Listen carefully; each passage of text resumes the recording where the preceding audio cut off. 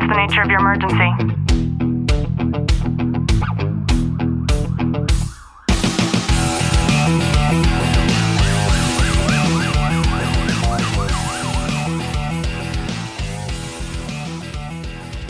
Welcome back to the Tactical Living Podcast. I'm your host, Ashley Walton, joined by Sergeant Walton. Glenn, how are you? I'm really good. I feel like we just bypassed the rest of winter and then we've gone straight into spring, although I feel like it's going to completely go away in like a week or so. I know it's going to get really chilly again, and I think it's going to hold chilly for a few weeks after that. Yeah, but it's really nice, and it's a little too hot upstairs. I think I'm going to have you set up that. We have like a window wall air conditioner situation, and I say that because the main one we have, we got it repaired last year, and evidently it's not repaired anymore. I tested it out just to see, just because I didn't want to be in a situation where, because it gets so hot upstairs. Yeah. I don't know, as you listen to this, if you have a 2-story home or not, but it's like a completely different world when you have an upstairs. Thank goodness we have 2 separate units, so we don't have to run something upstairs when I'm not up here. Yeah, I think I'm going through the whole process and how I can secure it the best way and make it to where heat's not coming through the window and it's secure and it's insulated and just to where it's nice and comfortable for you. There is something that's so common, but it's also really rarely discussed when it comes to the realm of first responders. But I think this applies to a lot of adults, and that is maintaining friendships with people that are outside of your profession. Having friends outside of your profession it's a must-have. Like, I know so many people who, especially in the first responder realm, that all they hang out around is cops or firefighters, whatever it may be. I had someone back a long time ago when I worked in the prisons, he said this to me, and I'm like, man, it makes the most sense. He said, when you're at work with your partners, you talk about home. You talk about nothing but home. As you want to be home, you talk about stories from your family, whatever it may be. But when you're at home with your partners, say like a family or a barbecue or something like that, you do nothing but talk about work. And I never recognized it, but it's so true. And I'm like, why is that? Something that sticks out to me as I hear you saying that is there's nothing else and there's nothing more to that friendship apart from work. That's why. Because you don't have anything else to bond over. You don't have anything else to talk about. Yeah, and that's why it's so important because like I look at a lot of my partners at work and guys at work who are, I call friends and to where like, but do you truly know them? Do you know all the ins and outs of their lives? Like, if you go out fishing, what are you talking about? Like, for us, when we go out fishing, I have the strict rule is, hey, we're not talking about work when we're out here. That's like a rule, and my guys know that. But it's having that balance to say, well, you're getting yourself outside of that environment, hanging out with a friend that is not tied to you at work, and they're going to ask you questions about work, how's work going, whatever it may be. But for the most part, you're talking about just life in general. An example of why civilian friendships can feel difficult for many first responders reminds me of several times in our Police, Fire, Military, and Families Facebook group, I see people post something like, hey guys, I can post this here because you guys understand my sense of humor.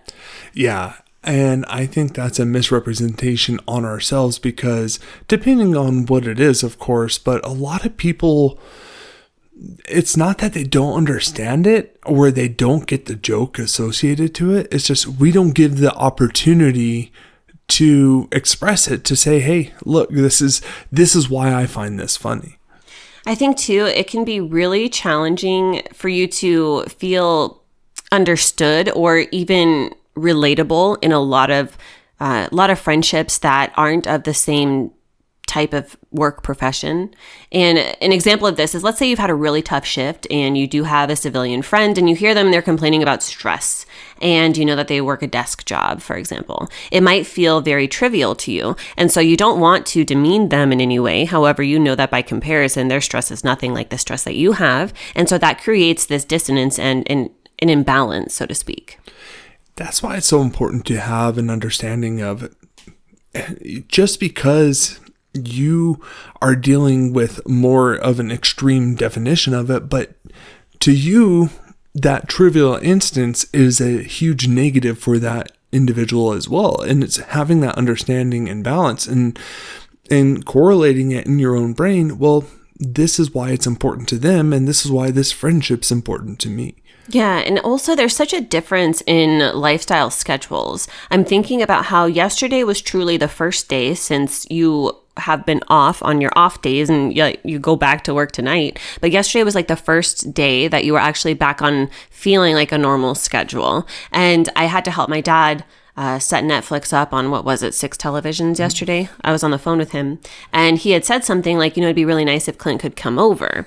And so at first I feel this sense of guilt because instantly I know that I'm going to have to tell him no. But the reason why is because in my head, this is the first day that you feel normal and you have your own honey-do list. Like you had to work on your truck and there are things that you were working on around the house. And so there is such a different lifestyle aspect that unless you're living in it, then you can't expect other people to understand it. And instead, you're going to get that kind of pushback to where they're going to be very judgmental. And when you've been in this for long enough, then you come to realize that you just need to let it like brush off your shoulder. Yeah. And it sounds heartless in a way, is just not caring. Like it is, you define your time, you define your actions of what you do. And if you're okay with going and helping someone and doing that, absolutely do it.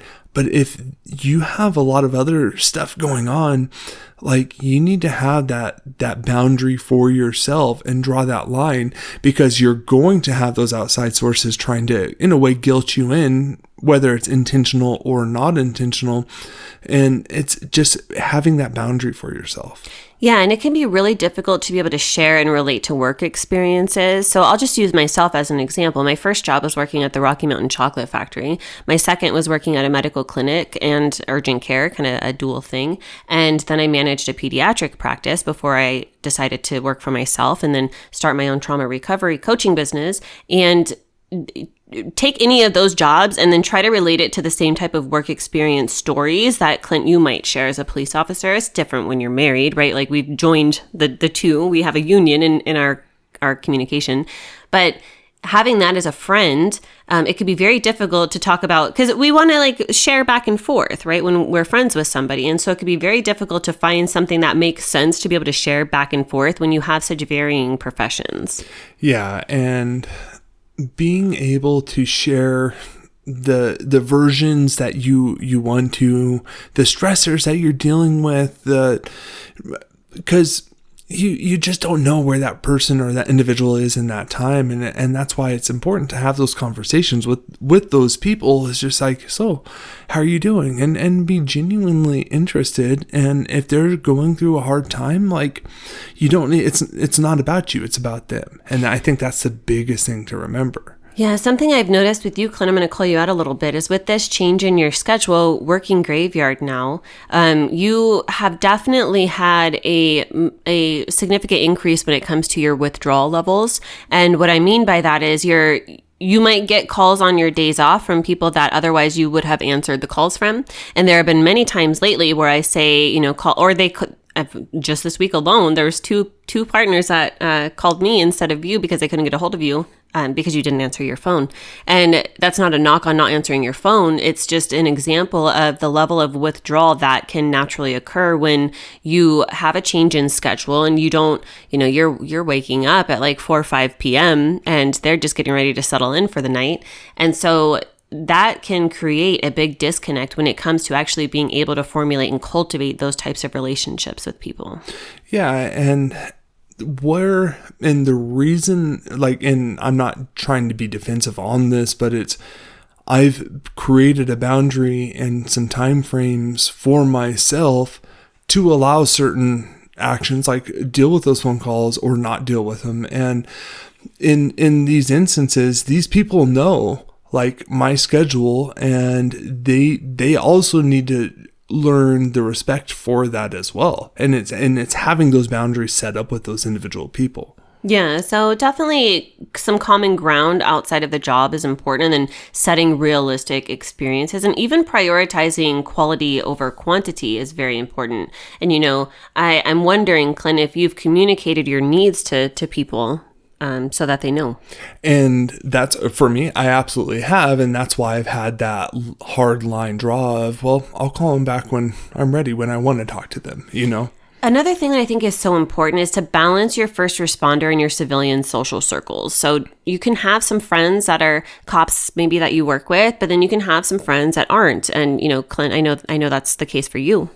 Yeah, having friends outside of work has been huge for not only me, but for us as a couple. It's gets us out of that environment, gets us out of that dynamic of that day-to-day grind that we go through. And having work partners is great, and who you consider friends, and because you can talk to them if you need to, or just to kind of share those shared experiences with.